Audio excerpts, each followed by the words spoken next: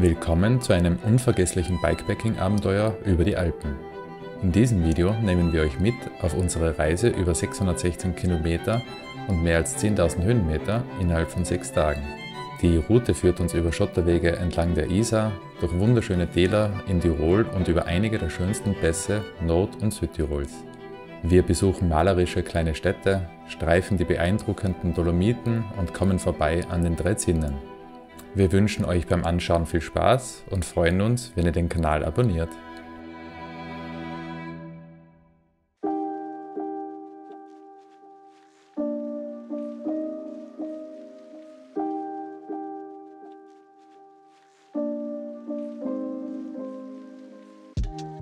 Guten Morgen! Wir sind gerade am Bahnhof Salzburg und steigen gleich ein in den Zug Richtung Zürich. Bei uns geht es allerdings nur nach Kufstein, und zwar zu unserer Bikepacking-Tour über die Alpen. So, Räder werden schon gebaut. So, jetzt gibt es erstmal Frühstück. Ja. Guten Morgen. Good morning, ladies and gentlemen. Train crew welcomes you on board Rage Express to Zurich via Innsbruck, Landeck, Zams, Bludenz and Buchs. We wish you a pleasant journey. So, wir sind in Kufstein gelandet und jetzt geht's dann gleich einmal los. Genau, und zwar Richtung Tegernsee.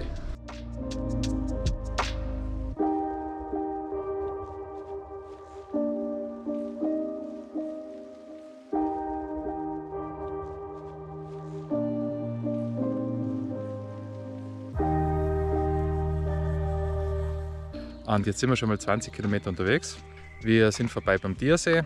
Mittlerweile sind wir auch in Deutschland angekommen. Genau, ja. Und wir werden jetzt durch das Walleibtal Richtung Tegernsee. Genau, da wo das Bier herkommt. Also die heutige Etappe, die hat in etwa 123 Kilometer und ich glaube 2300 Höhenmeter. Ja, die Beine sind ein bisschen schwer heute, aber es wird schon werden. 100 Kilometer haben wir jetzt noch vor uns und auch den größten Teil der Höhenmeter. Ja, wir wünschen euch wieder mal viel Spaß. Bis später. Bis später. Tschüss. Und kaum sind wir runter von der Bundesstraße, sind wir schon wieder auf Schotter unterwegs. Ja, da vorne, vor uns haben wir schon eine Kuhblockade. Kuhkleber. Ja, Kuhkleber. So, wir haben die Kuhblockade durchbrochen. Weiter geht's.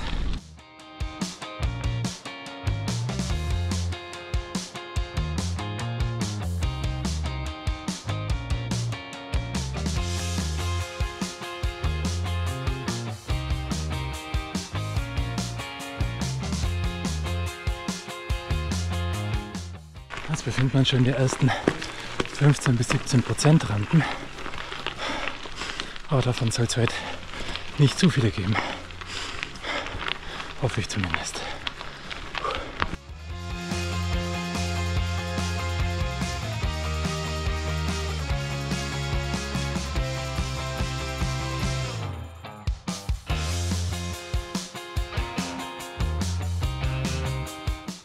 Mögt ihr uns vielleicht vorbeilassen? Die Damen? Nö. Ich glaube, denen ist es gerade wurscht, ob wir vorbei wollen. Ich glaube, die kesseln uns gerade ein. Das sind Tiroler Kühe, oder? Nein, das sind Deutsche. Bayerische. So, sie haben uns durchlassen.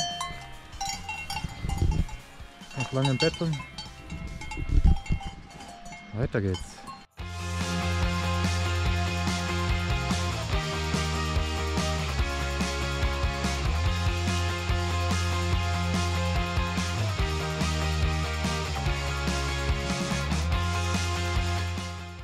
So, das erste Etappenziel für heute schon geschafft. Wir sind am Tegernsee. Jetzt fahren wir gerade auf einer Umleitung weiter Richtung Leutasch, also Mittenwald.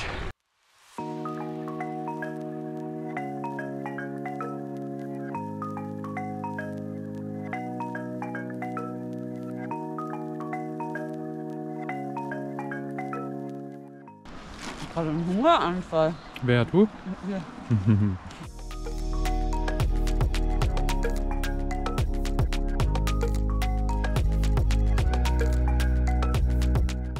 Jetzt haben wir 68 Kilometer am Dacher und 1200 Höhenmeter. Und der Weg ist einfach nur herrlich. Also jetzt geht es eigentlich bis Fall, glaube ich, bis zum Sylvensteinspeicher, immer am Schotterweg entlang. Ich freue mich trotzdem schon, wenn wir ankommen und auf irgendwas Gutes zum Essen. Nicht nur das trockene Zeug. Ja, besser wie ein Stormschädel. Ja, das stimmt.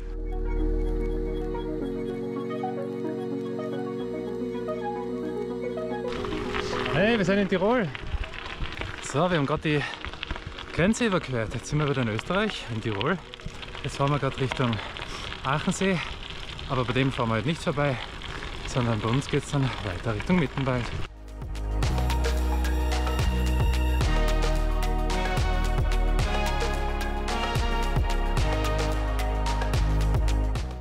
Geil! Na da. Karin geht Pfötchen waschen. Jetzt sind wir ein bisschen zu weit runtergefahren. Aber nicht so tragisch, ist schön da. Wir müssen jetzt wieder da rauf und über die Brücke rüber. Und dann geht's nach Fall.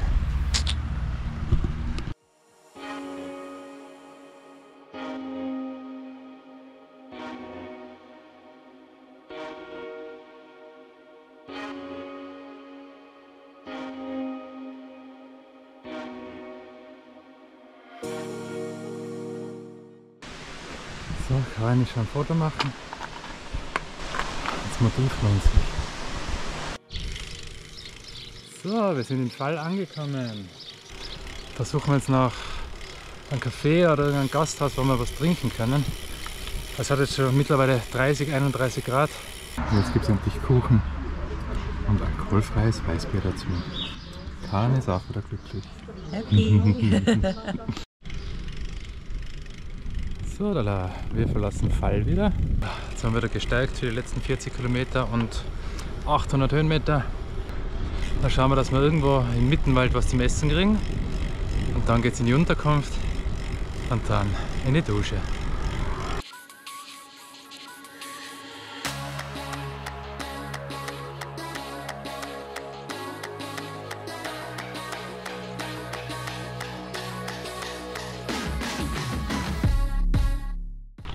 Jetzt reicht es uns dann langsam mit den ständigen Rampen, die da auf uns zukommen. Das ist echt ganz anstrengend. Die Motivation lässt nach.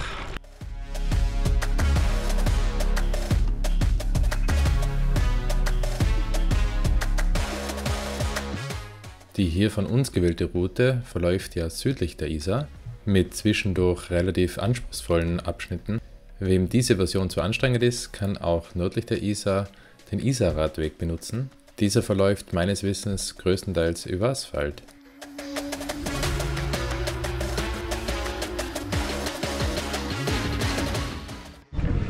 So, jetzt gibt's was zum Essen. So, das dezente Essen ist da. Jetzt sind wir dann gleich mal wieder in Österreich. Und zwar in Leutasch. Genau, da ist dann auch unsere Unterkunft. Und dann haben wir es geschafft für heute. Ich glaube, am Ende sind es jetzt so 126, 127 Kilometer.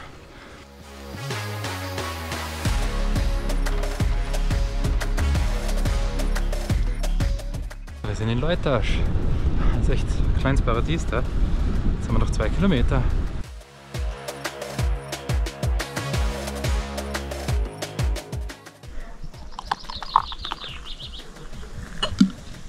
Wir sind angekommen. Ja. Okay, Ja. es donnert. Sehr schön. Genau, wir sind jetzt in Leutasch und zwar bei der Reiterklause. Wir waren jetzt noch gut essen davor. Jetzt endlich duschen. Ja, morgen geht es dann weiter nach Sölden, bevor wir dann übermorgen übers Dimmesjoch fahren. Lasst gerne einen Daumen hoch da. Und abonniert den Kanal. Bis zum nächsten Mal. Euer Grevelino. Tschüss. Ciao.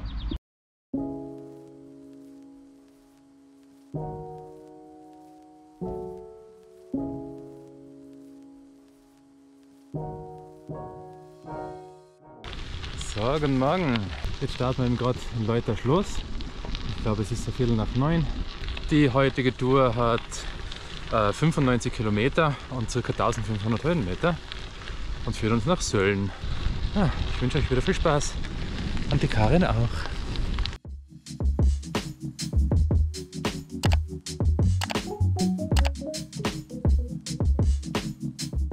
Leutasch ist eine kleine Gemeinde kurz nach Mittenwald und vor allem bekannt für seine Langlaufloipen, aber wie man hier sehen kann, eignet es sich auch perfekt zum Fahrradfahren. Wir sind da jetzt ja unterwegs nach Delfs. Delfs ist dann eben im Inntal, genau, und dann rein ins Ötztal.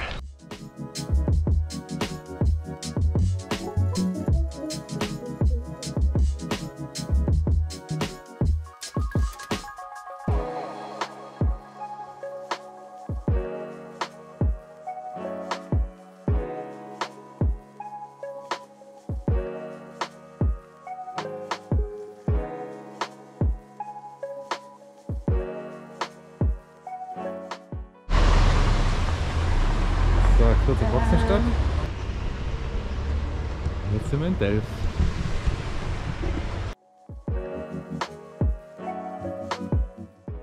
Da könnte man jetzt auch in Italien sein. Es riecht nach Italien. Schon ein bisschen. Schon. Ja. Das liegt wohl an den italienischen Bäumen, die da überall stehen.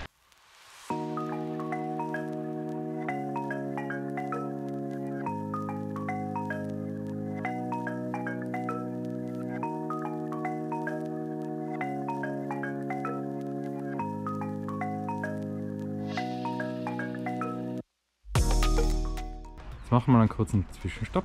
Jetzt sind wir so circa 10 Kilometer vor Ötztal. Genau, da gibt es dann Kaffee und Kuchen einmal. Ja, und wenn wir dann dort sind, dann kommt der lange Aufstieg. Also da geht es dann bis nach Sölden rauf. Das liegt auf 1360. Ich glaube, das sind dann ein Stück 800-900 Höhenmeter. Aber ich glaube verteilt auf 30 Kilometer. Also das ist schaffbar. Genau. Oh, Apfel. Danke.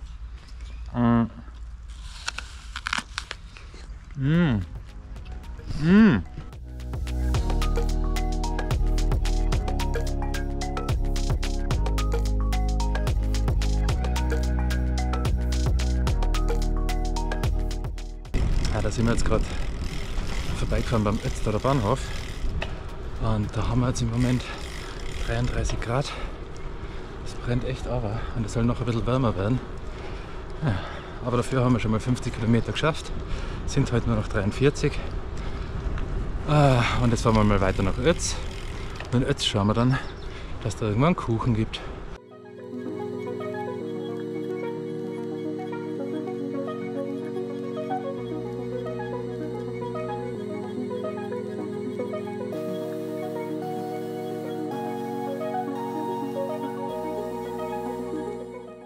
Jetzt gibt es eine Eispause. Karin, schmeckt's? Für die Kühlung von innen heraus. Ja, genau. 36 Grad Celsius. Da brennt es gerade richtig aber.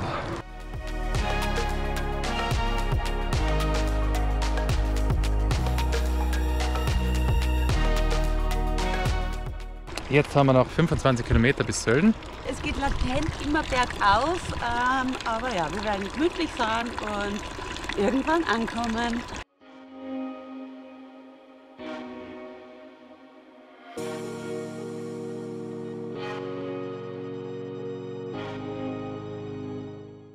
Wir sind gerade echt gescheit begeistert von Ötztal.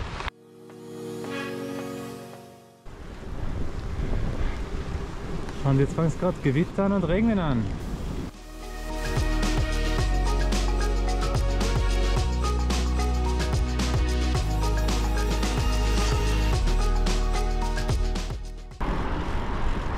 Das nenne ich mal einen Radweg. Wahnsinn. Es ist gerade so angenehm, auf dem Radweg unterwegs zu sein. Er ist so herrlich ausgebaut. Und vor allem, wenn man nebenbei immer die Bundesstraßen hört, da ist so viel Verkehr.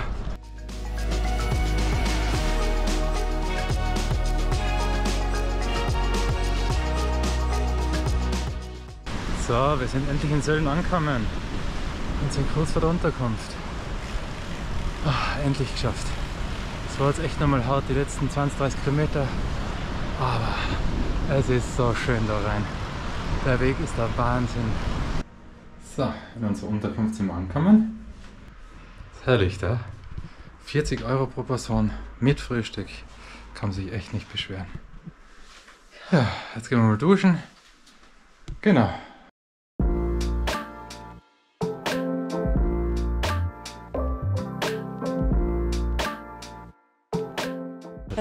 Guten Morgen. Guten Morgen. Ja, wir haben gerade Sölden verlassen. Wir befinden uns momentan schon auf 1478 Meter. Wir fahren jetzt gerade rauf zum Dimmelsjoch. Das ist heute die Tour, Dimmelsjoch rauf und auf der anderen Seite 50 Kilometer runter nach Meran. Genau. Viel Spaß. Viel Ich freue mich. Und ja, wie gesagt, wir sind ja schon auf 1400 Höhenmeter rum. Trotzdem ist der Anstieg jetzt noch bis aufs Dimmelsjoch rauf 1200 Höhenmeter.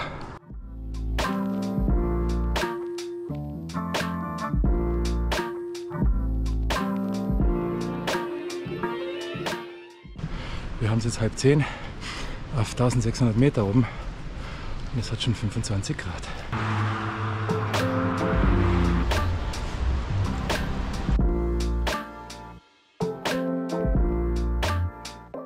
Jetzt sind wir in Obergurgl. Wir fahren allerdings nicht da noch weiter rein, sondern gleich mal da links rauf über die Passstraße.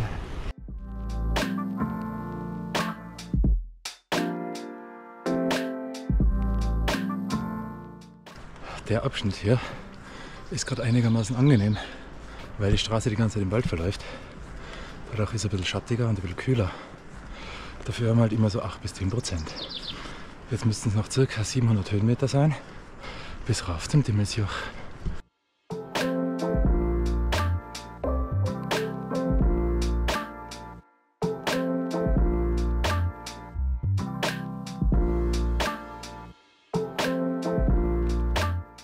Da ein Blick ins Ötztal. Von da sind wir gestern hergekommen.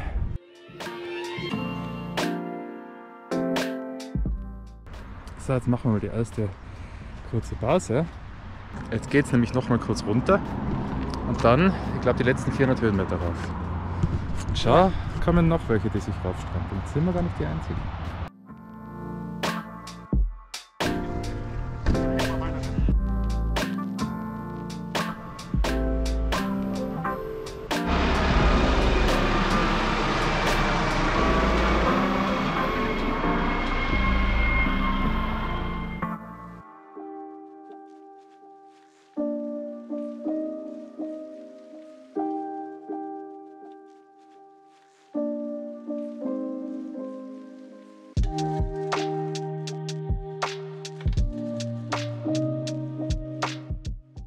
Es ist jetzt gerade ein richtiger Kampf darauf.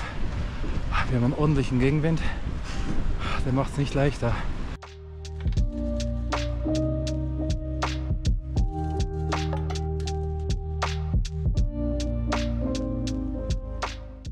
Jetzt haben wir noch 50 Höhenmeter. Wir sind froh, wenn es vorbei ist. Es ist so geil. Also wer das einmal die Gelegenheit hat, da rauf zu fahren, soll es machen. Hammer.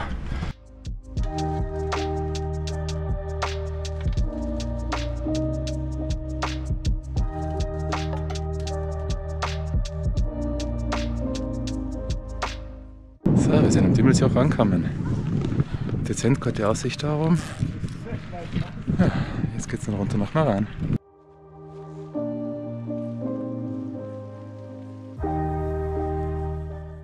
Runter geht's vom Dimmelsjoch.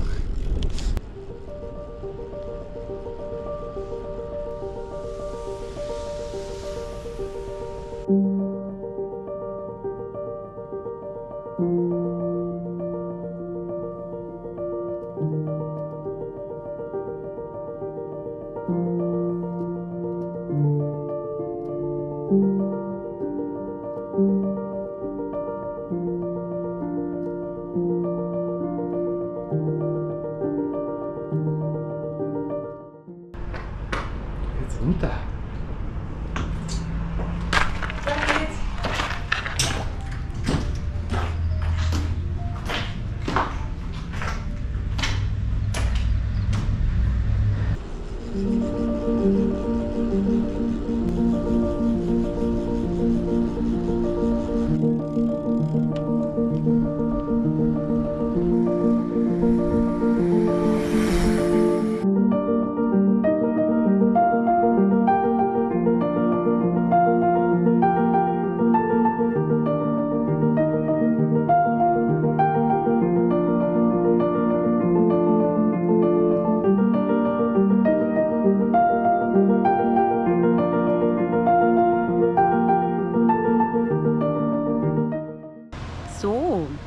Jetzt sind wir mal herunten angekommen nach der mega langen, geilen Abfahrt.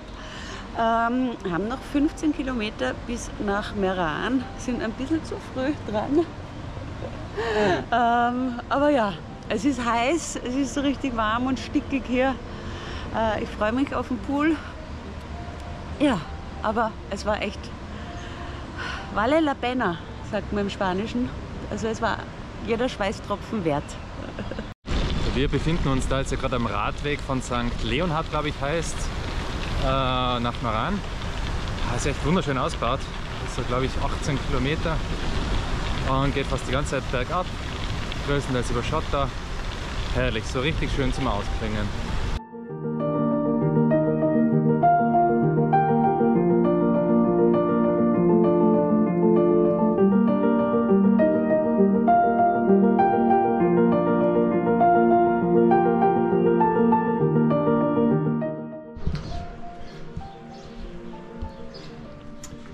So, das Zimmer haben wir bezogen. In den Pool geht es jetzt gleich mal rein. Aber zuerst gibt es noch ein schönes kaltes Bier. Guten Morgen. Hallo. Wir bereiten uns gerade vor für unseren Tag 4, gell? Ja, Tag 4. Also wir packen schon mal alles zusammen. Und dann geht es mal rauf zum Jaufenpass.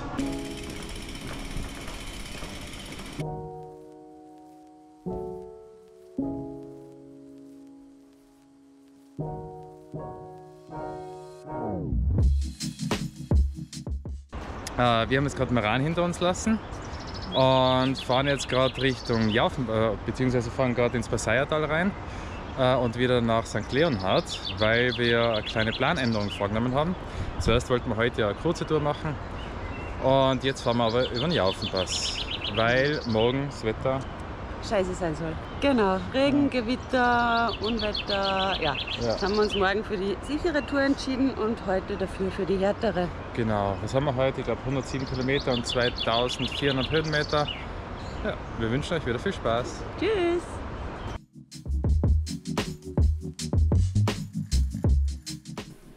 Und hier seht ihr schon mal die ersten Kilometer von Meran bis nach St. Leonhard, die wir am Vortag ja schon bergab gefahren sind.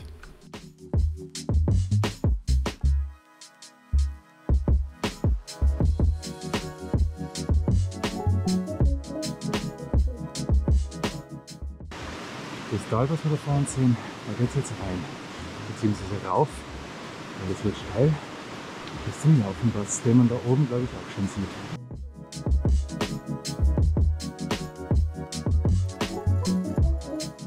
Aus dem Tal sind wir gestern rausgekommen und jetzt geht es gerade sehr knackig rauf. Wir fahren jetzt nämlich nicht die Bundesstraße beim Anfang, sondern eine kleine Nebenstraße.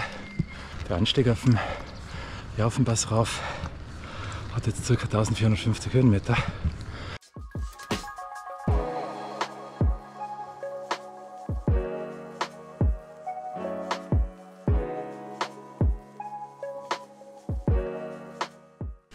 Schaut euch mal die Serpentinen an. Geil.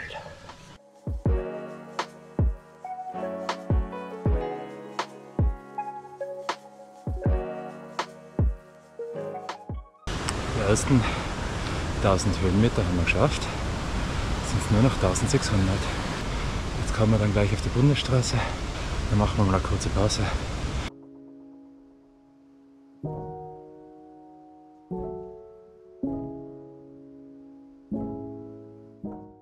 Da haben wir nochmal einen wunderschönen Blick auf die Ötztaler Alpen. Herrlich. So, wir sind auf der Jaufenpassstraße.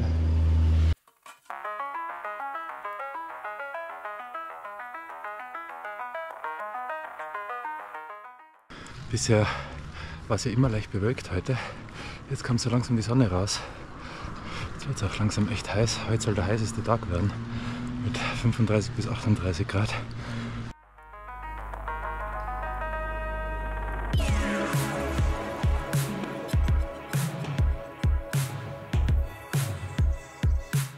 Und wie ist es bisher? Hi, es ist anstrengend. Es kommt auch gerade die Sonne ein bisschen raus. Ja, und natürlich merkt man die vorangegangenen Tage ein bisschen in den Beinen. Schon langsam, ja. Aber ja, es ist schön, es war eine bessere Entscheidung. Genau, na, diesmal runter nach Sterzing.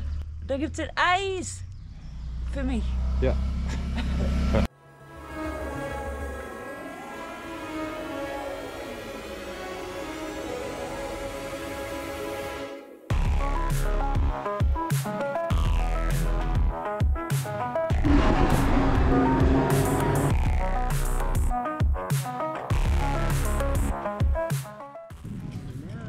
Hallo, wir sind oben angekommen. 2094. 1800 haben wir geschafft, Höhenmeter heute. Genau, 57 sind es noch circa. Aber jetzt geht es mal runter nach Sterzing.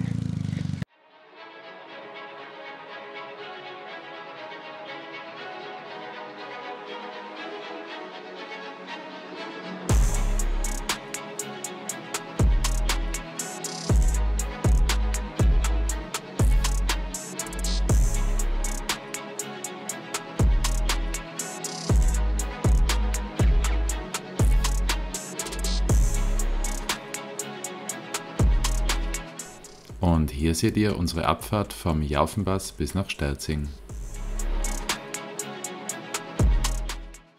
Willkommen in Sterzing.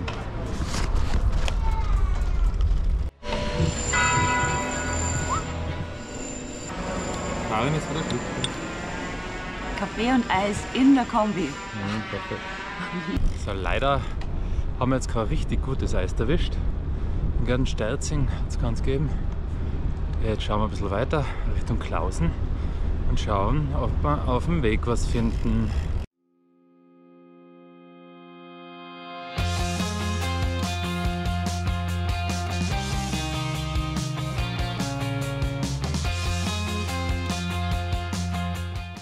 Die Karin ist gerade im Erdbeerbeet verschwunden. Ich glaube, die klaut gerade ein paar.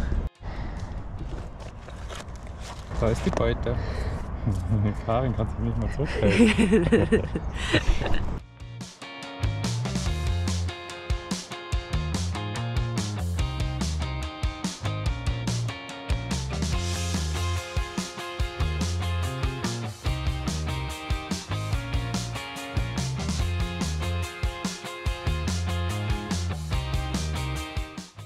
Es fühlt sich da jetzt gerade an wie in der Sauna. Es geht zwar Wind, aber der ist so heiß. Da haben wir die Brauerei Forst. Ja, gegen ein eiskaltes Bier hätten wir jetzt beide gerade nichts.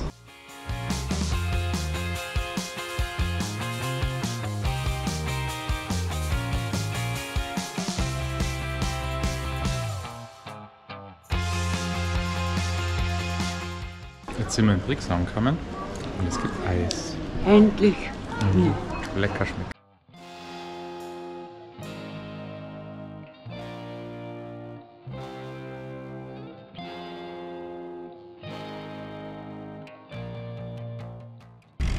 Brixen war jetzt echt eine positive Überraschung. Jetzt sind wir echt wieder gestärkt. 2 Kugeln Eis. Letzter Anstieg für heute. 565 Höhenmeter.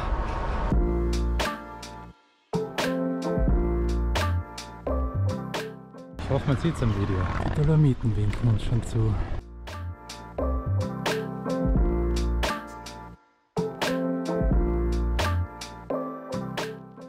Wir sind in St. Peter angekommen.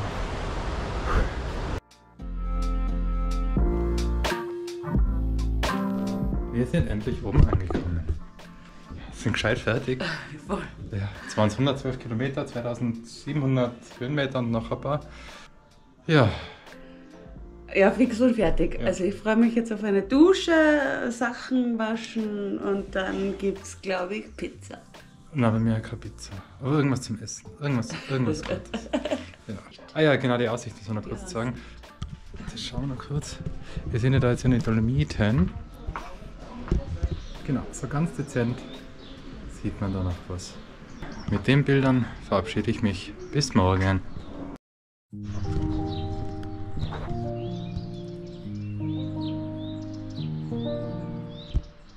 Guten Morgen. Guten Morgen. Also wir waren gerade frühstücken. Ja. Und inzwischen hat sich das Wetter leider etwas gedreht.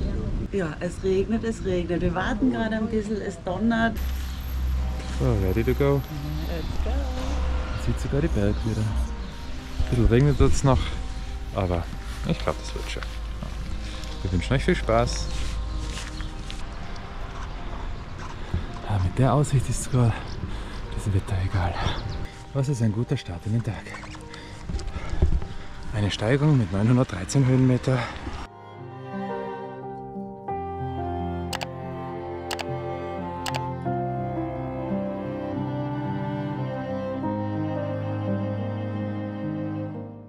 Die wunderbaren Berge, die man da übrigens die ganze Zeit sieht, sind die Geißlerspitzen.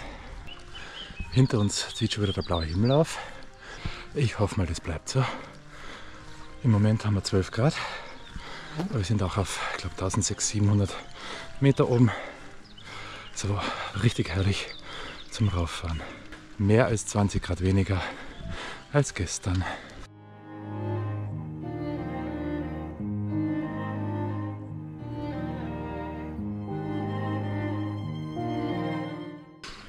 Das ist ja heute nicht unser erster Besuch in den Dolomiten. Wir waren ja schon einige Male da.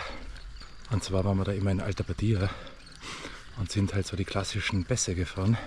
Als ich mit der Karin hier war, da sind wir auch einige Gravel-Passagen gefahren.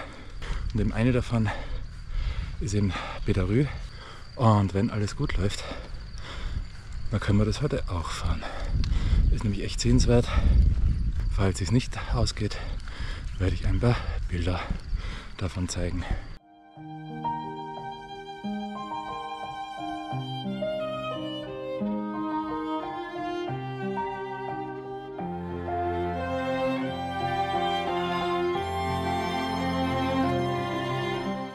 Und Matthias, wie geht's deinen Beinen heute? Eigentlich ganz gut. Wundert mich ein bisschen. Aber bisher halten sie es noch gut aus. Aber mit den Ausblicken vergisst man eigentlich auch die Schmerzen und das Leiden relativ schnell. Eben, das lenkt ab.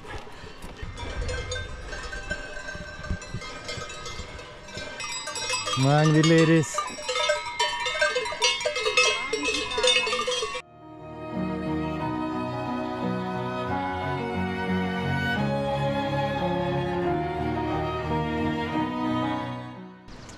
Jetzt packt man es schon wieder ein bisschen ein. Wir sind jetzt auf 1800 Meter oben und da hat es gerade nur noch 9 Grad. Also schon ein bisschen frisch. Und was wir gesehen haben,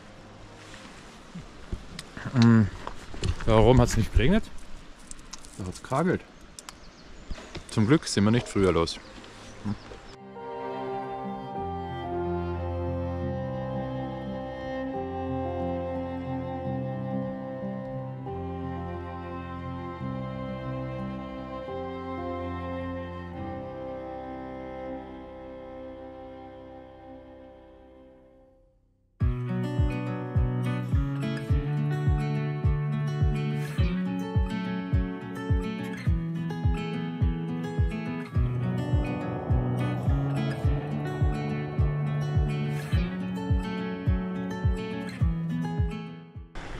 Also am liebsten würde man alle 10 Meter stehen bleiben und Fotos machen. Aber wir müssen halt leider irgendwann auch ankommen.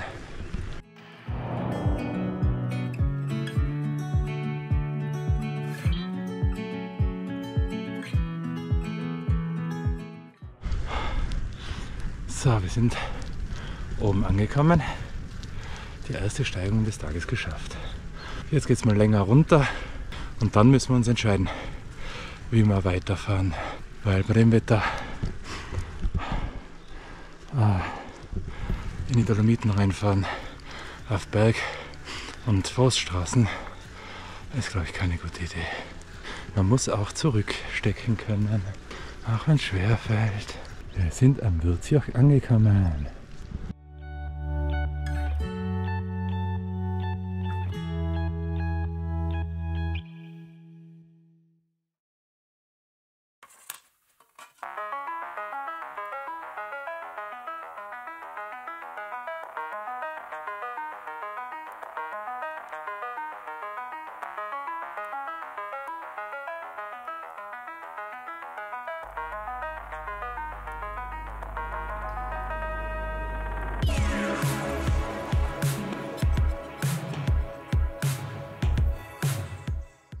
Wir sind wieder unten angekommen. Jetzt entscheidet sich's.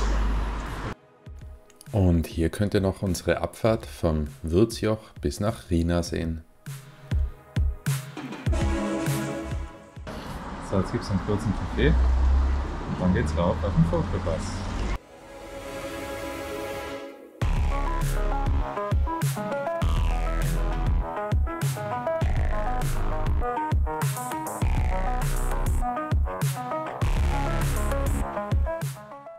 Da haben wir auch wieder einen wunderschönen Ort, und zwar ist das Kurt. Wieder Kurt. Und die da wohnen, haben eine gute Aussicht. Man kommst ums Eck, raus aus Kurt, und dann siehst du das vor dir. Es ist schon unglaublich da. Und uns geht es jetzt rechts rein zum Vogelpass.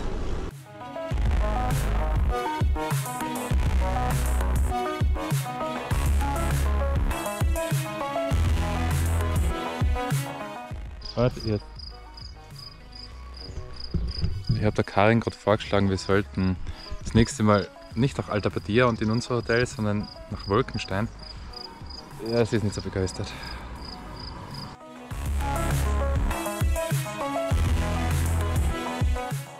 Und wir haben es so gut wie geschafft. Endlich. Der war viel härter als gedacht. Die letzten 400 Höhenmeter mit durchschnittlich 10% Steigung. Und ist oft mal in die 14, 15, 16% gegangen. Naja, jetzt sind wir oben angekommen. Jetzt geht's wieder runter. Vogelpass, du Luder.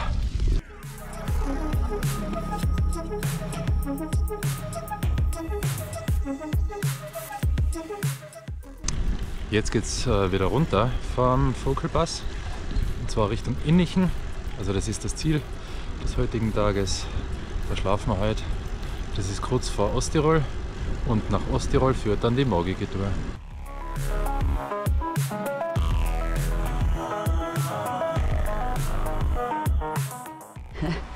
So sieht ein Snickers aus, das glaube ich 4-mal geschmolzen ist und wieder hart geworden ist. Wir machen gerade Regenpause. Genau, aber ich glaube, schmecken tut es trotzdem.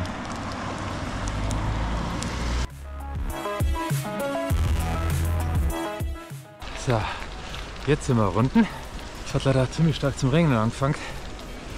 Und es hat nur 14 Grad, also es ist dementsprechend kalt. Naja, 20 Grad weniger als gestern.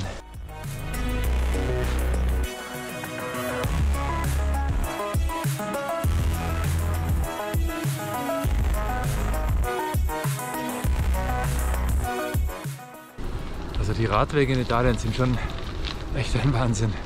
So schön da. Und trotzdem nicht langweilig.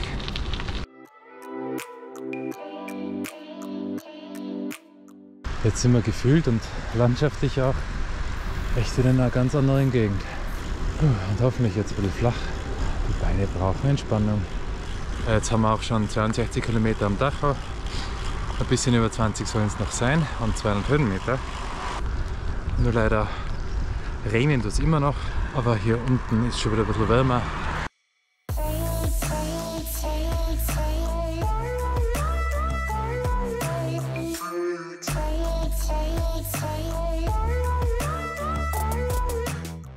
Genau, da sieht man eh schon unser Ziel, Innichen. Zuerst fahren wir allerdings nach Toblach, da durch, und dann geht's weiter.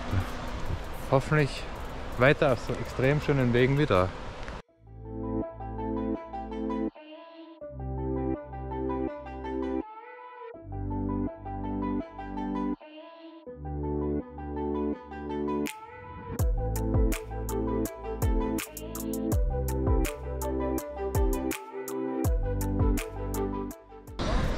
In Innichen sind wir da jetzt, gell? Innichen ist auch schön. Und was hier noch schön ist und was wir nicht wussten, ist, dass man von hier aus auf die 3 Zinnen sieht. So, Karin hat schon unseren Einkauf dabei, ein bisschen was zum Trinken noch, was Süßes natürlich. Jetzt sind es nur noch 3 Kilometer, bis wir dort sind. Ja, es wird heute, glaube ich, der luxuriöseste Aufenthalt. Es ist ein ziemlich schönes Hotel. Trotzdem recht leistbar eigentlich für die Gegend.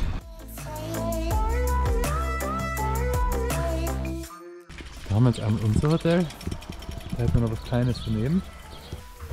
So, wir sind angekommen. Und das Beste dran, unsere Aussicht. Yay! 2200 Höhenmeter. Genau, waren es heute. Und wie viele Kilometer? 83 waren es. Wieder mal Regen erwischt, auch beim Runterfahren.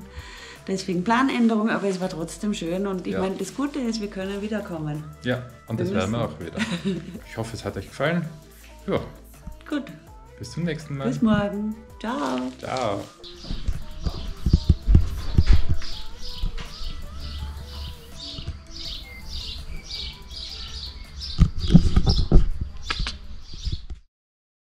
Guten Morgen. Hallo.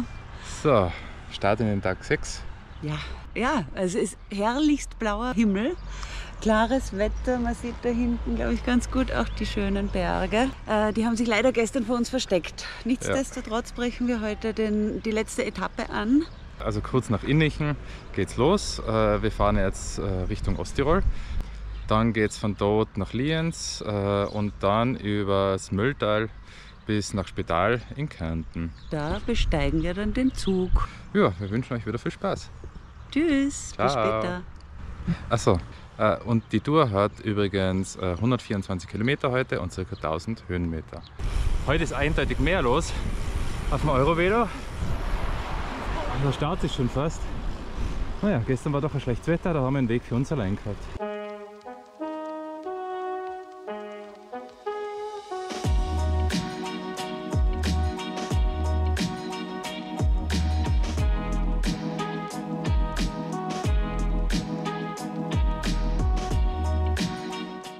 Was beeindruckender ist, Berge vor uns, die Burg links von uns.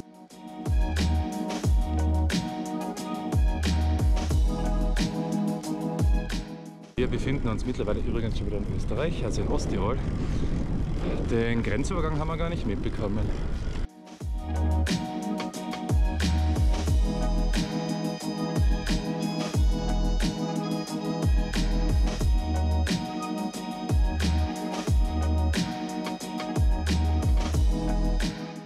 Die Horden, die Radlhorden sind unterwegs.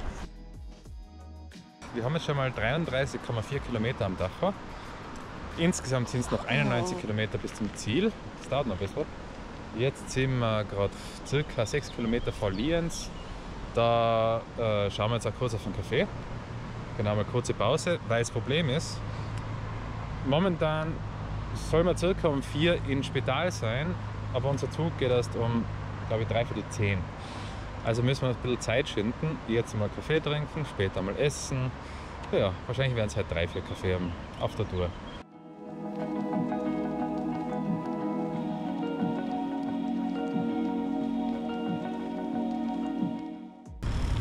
Wir sind wieder mal in Lienz angekommen. Jetzt geht's zum Café.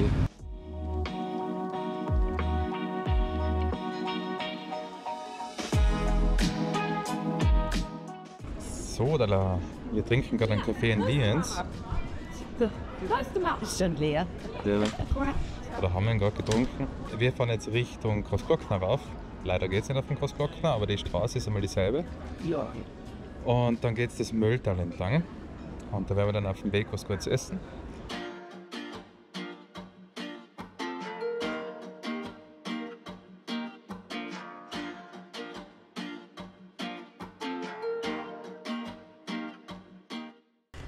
Jetzt geht's mal raus auf den Iselsberg. Der Wind macht es gerade ein bisschen hart. Und da links aus dem Tal sind wir heute rausgekommen. Da haben wir nochmal einen wunderschönen Blick auf die Lienzer Dolomiten.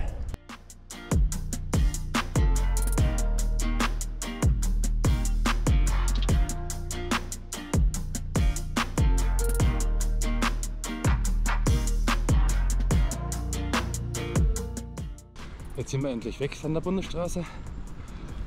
Der Wind wird ein bisschen besser gerade, nicht viel. Und jetzt sind wir im Mülltal. Ist wunderschön hier. Sind schon gespannt auf den Abschnitt bis nach Spital. Den kennen wir beide noch nicht.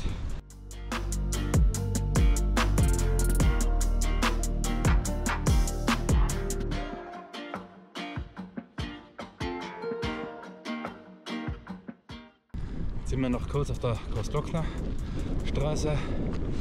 Genau. Und bei uns geht es aber da rechts ins Mölltal rein. Und wir sind in Kärnten. Da kommt die Gnade. Wir sitzen jetzt gerade in Winklern und von dort könnten wir jetzt eben weiter rauf zum Großglockner, eben bis nach Heiligenblut und dann rauf auf die Großglockner Hochalpenstraße.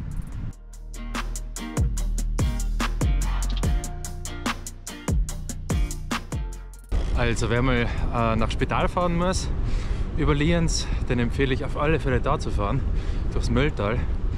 Es ist zwar ein bisschen anstrengender, weil man einmal darauf fahren muss, aber wenn man einmal oben ist, es lohnt sich.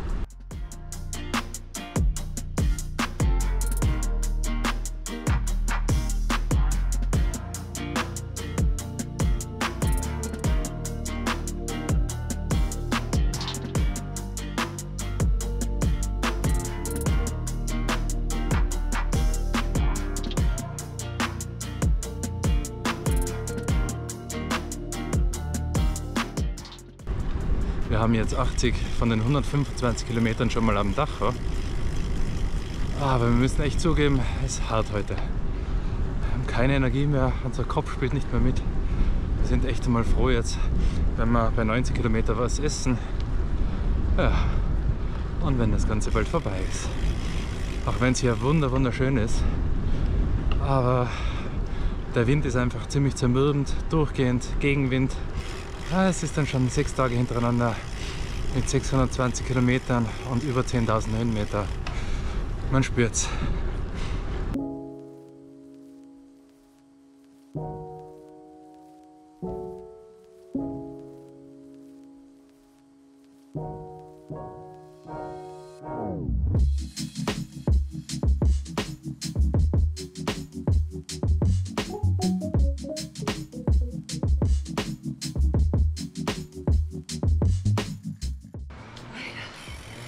Jeder Höhenmeter tut weh.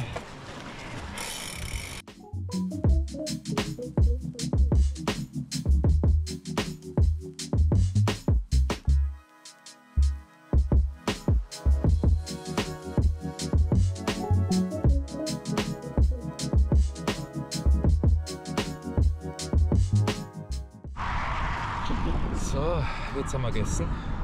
Jetzt geht es uns schon wieder eindeutig besser. Das war so ein riesen Burger, war so gut. Kaiser hat das Ganze, glaube ich, Genussladen. Echt ein Wahnsinn. In Oberfellach. Inzwischen hat der Wind zum Glück gedreht. Jetzt haben wir gerade Rückenwind. Ich hoffe, das bleibt im Spital so. Es wird so angenehm, nur rollen lassen. Darum.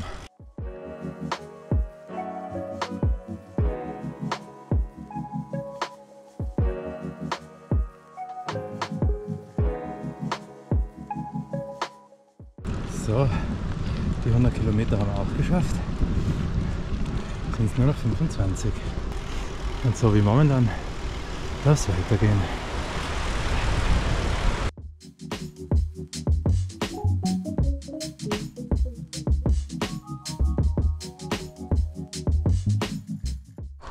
Und wir befinden uns, wie ihr hier sehen könnt, im Alpe Adria Trail. Den brauchen wir jetzt nicht mehr fahren, gell? Das haben wir schon. Stimmt.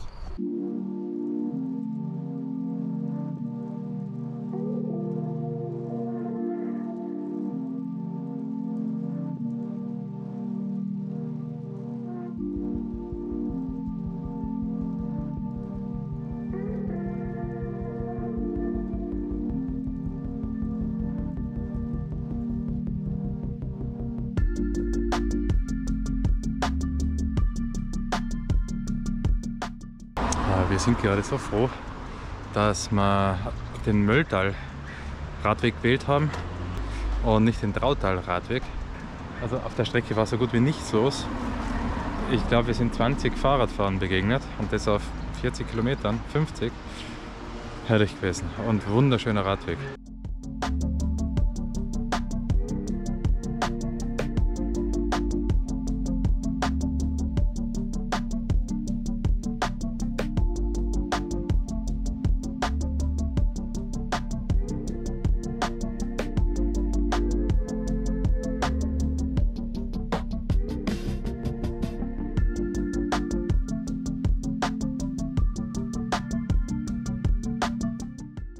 So, wir sind ins Spital angekommen. Jetzt geht's noch, ich glaube, ja, 1,5 Kilometer bis zum Bahnhof. Und da gibt es dann Kaffee und Kuchen. So, beim Kaffee sind wir jetzt schon mal angelangt. Ich glaube, den Kuchen warten wir gerade noch. Vergessen zu filmen, weil es zu gut ist. So, jetzt warten wir noch auf den Zug.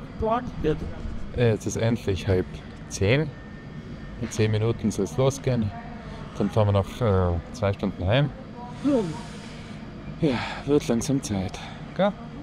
Ja, bin müde. Ich freue mich auf zu Hause. Voll. Aber ja. Und hier habt ihr nochmal eine Übersicht über unsere gesamte Tour der letzten 6 Tage. Ich bedanke mich bei allen fürs Zusehen und freue mich vor allem auch über die ganzen neuen Abonnenten. Bis zum nächsten Mal, euer Gremlino.